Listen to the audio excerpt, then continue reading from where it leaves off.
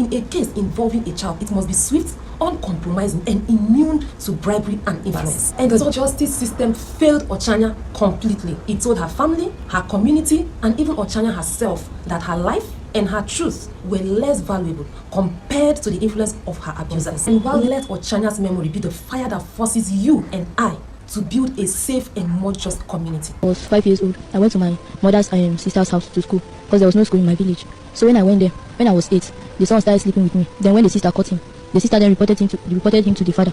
Then the father scolded at him, and that was when the father started.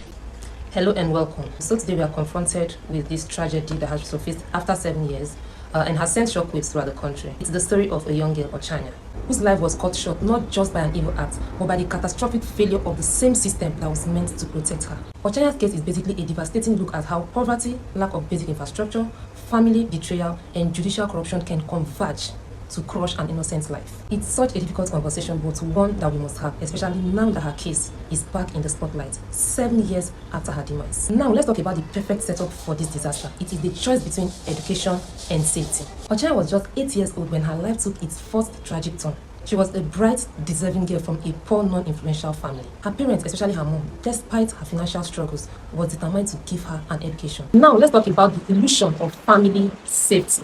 It all began with her own cousin molesting her, and soon after, her aunt's husband, the supposed protector of everyone under his roof, to whom the molestation by his son was reported to, saw this even as an opportunity to carry out his pedophilic, animalistic instincts, then joined in this abuse. And this led to Ochanya's 5 whole years of unspeakable suffering. For 5 years, from the age of 8, Ochanya endured this continuous devastating betrayal within the supposed sanctuary of her own family. It went from abuse to silence. And when Ochanya's mother confronted her sister and family, they were met with outright denial. This calculated denial, aimed at minimizing the crime and protecting the perpetrators, is what I would say is a second layer to devastating family betrayal. Despite the physical and medical evidences which they tried to hide, including the girl's testimony, corruption and influence still intervened. The justice system failed Ochanya completely.